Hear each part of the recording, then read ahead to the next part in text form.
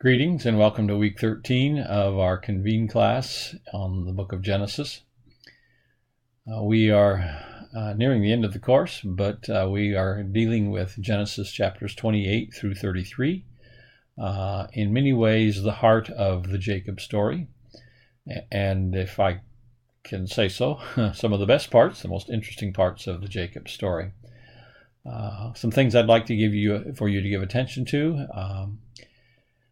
Among other things, read these chapters with Borgman and McEwen especially in mind, and how they are helping you to interpret these narratively and theologically. I think I may have mentioned this last week. Do note at the very beginning of chapter 28 the issue of intermarriage. And the distress that Esau's marriage has brought to to Isaac and Rebekah, his marriage to essentially Canaanite or local women, and their desire that Jacob, who is now the child of blessing and thus the child of promise, this is issue as much from later editors of the book of Genesis, dealing with the question of the purity of the race of Israel or the nation of Israel and their intermarriage with the Canaanites, so that throughout the whole conquest period and the period of the monarchy and on forward, actually, all the way through their history, there's this question of, will the chosen, called, elect people of God maintain a kind of purity within that nation, or will they intermix it with other nations? And the concern is not some kind of racial or ethnic egotistic purity. The issue is purity of faith, purity of religion. Now, that's not clear very much in these accounts in Genesis, but it becomes clear as you read the totality of the Old Testament. At least if you're looking for it, you see that that's there. Secondly, Jacob's dream at Bethel.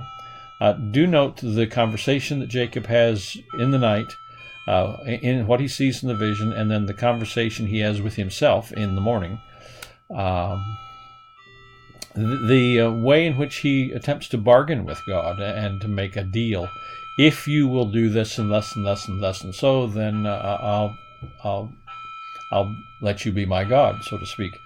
You find in the dream the renewal of the promise now, clarifying, after the marriage issue, clarifying that Jacob is the person through whom the promises of God made first to Abraham back in chapter 12 of Genesis will be fulfilled.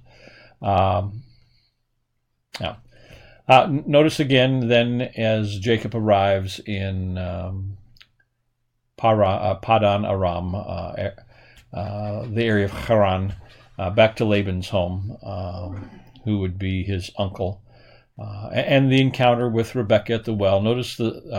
Rachel at the well. Notice the similarity to the Rebekah story in Genesis 24, and the kind of ancient cultural customs of Bedouins, sheep herders, in terms of how they manage the sheep, the giving of water, all those sorts of things. You get a real taste of ancient culture at that point, or ancient Semitic culture of the Bedouin and shepherd type. Chapter 29, I think it is, the fun story, yes, of the marriage of Jacob for the daughters of Laban. And the desire he had to marry Rachel, and the sort of, if you read it carefully, you recognize this isn't a typical wedding like we experience weddings in our culture, because he doesn't discover until the morning after, in the daylight, it's Leah, not Rachel. How'd this happen? Well, part of it has to do with the way weddings were conducted, and you can do further research in that if you're interested. But essentially, lots of, we assume, drinking and celebrating and in the dark, and then she is veiled, and he is there ushered into a tent in the center of the village or the compound area, and the party goes on around them while they spend their wedding night together, which some of us don't think would be conducive to things, but that's the way it was. And so it's morning before he discovers, whoa, this isn't the person I thought I was going to marry.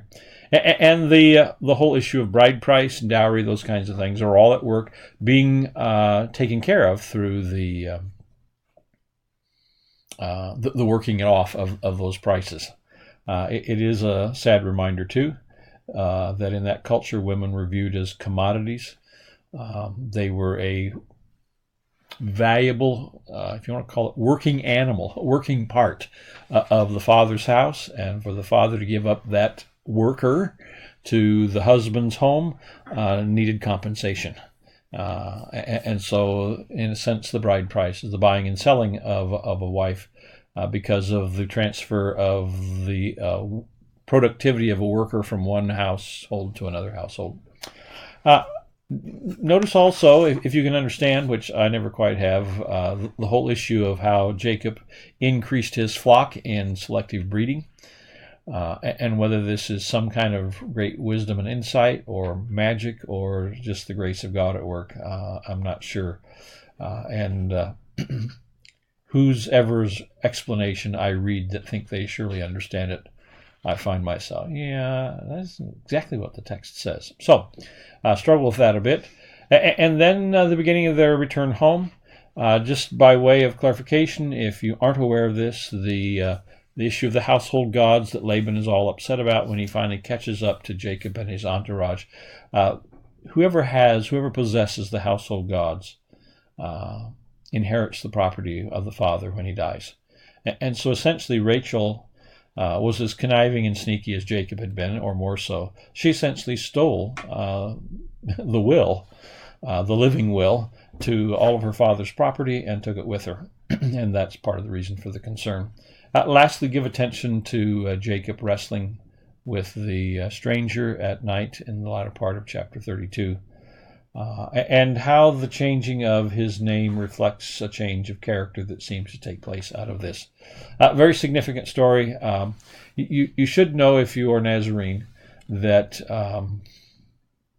100 years ago anyway, and up to almost 60 years ago, it was quite common to interpret the Bethel experience of Jacob as a sort of typological representation of a conversion experience, and the wrestling with the stranger at Peniel as a typology of his entire sanctification experience.